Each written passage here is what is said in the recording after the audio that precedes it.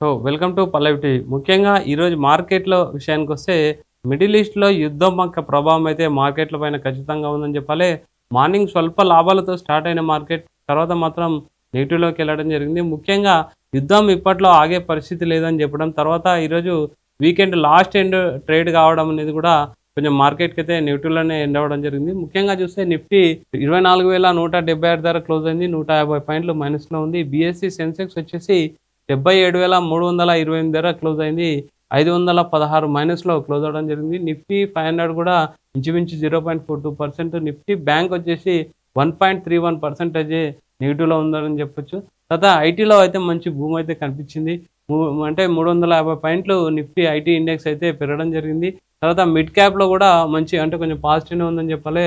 తర్వాత ఇంచుమించు ఈరోజు మార్కెట్ సెక్టార్లు కూడా అన్నీ కొంచెం మిక్స్డ్‌గా ఉన్నాయని చెప్పాలి. తర్వాత అడ్వాన్స్ డిక్లైన్ రేషియో చూసుకుంటే 22:29 దగ్గర ప్రజెంట్ అయితే అడ్వాన్స్ డిక్లైన్ రేషియో ఉంది. ఎఫ్ఐఎల్ కూడా ఆల్రెడీ సెల్లింగ్‌లోనే ఉండడం అయితే మనం అబ్జర్వ్ చేయొచ్చు. సో ఓవరాల్‌గా మార్కెట్లు అయితే ముఖ్యంగా నెగిటివ్‌లోనే ఉండడం జరిగింది.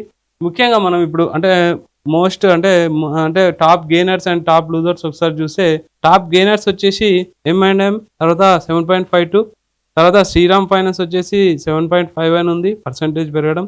తర్వాత బజాజ్ ఆటో వచ్చేసి 7.18 ఇంక్రీజ్ అవ్వడం జరిగింది. తర్వాత ఏషియన్ పెయింట్స్ కూడా 6.36 అంటే టాప్ గెయినర్స్ అని చెప్పొచ్చు. టాప్ లూజర్స్ వచ్చేసి చూస్తే ఓఎన్జీసీ 6.79% పడిపోవడం జరిగింది. తర్వాత కోల్ ఇండియా వచ్చేసి 5.20% అయితే పడిపోవడం మనం అబ్జర్వ్ చేయొచ్చు.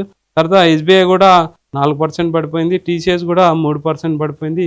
భారతీ ఎయిర్టెల్ వచ్చి 2% అయితే పడిపోవడం జరిగింది. సో ఓవరాల్గా మార్కెట్లో అయితే నెగిటివ్లో ఉండడం జరిగింది, ప్రెజర్లో ఉంది. తర్వాత వాల్టిలిటీ బాగా కనిపించింది చెప్పొచ్చు. తర్వాత అంటే గోల్డ్ అండ్ సిల్వర్ మార్కెట్ చూసుకుంటే ఇంచుమించు ఈరోజు పాజిటివ్లోనే ఉందని చెప్పాలి. అంటే స్వల్ప పాజిటివ్, పెద్ద ఎక్కువ మూవ్మెంట్ అయితే లేదు.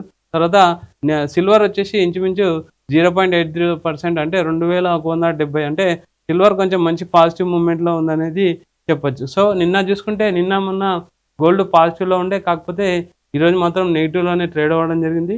ముఖ్యంగా అంటే మిడిల్ ఈస్ట్లో వార్ పైన ఎక్కువగా మార్కెట్ మూమెంటం అయితే అంటే డిపెండ్ అయిందని చెప్పాలి. సో మూమెంట్ అంటే బాగా వాల్టాలిటీ అయితే మార్కెట్లో కనిపించింది. ముఖ్యంగా క్రిప్టోకి సంబంధించిన మార్కెట్ ఒకసారి మనం చూస్తే ఈరోజు క్రిప్టో మార్కెట్ అయితే పాజిటివ్ ఉంది. లాస్ట్ వీక్లో మాత్రం క్రిప్టోకి సంబంధించిన మార్కెట్ అయితే బాగా నెగిటివ్గా కనిపించింది. తర్వాత బిట్ కాయిన్ వచ్చేసి ఇంచుమించు 0.36% ప్రజెంట్ పాజిటివ్లో ఉంది. తర్వాత $80,000 అయితే ప్రజెంట్ ఉంది. తర్వాత ఇథీరియం వచ్చేసి అది కూడా 0.06% పాజిటివ్.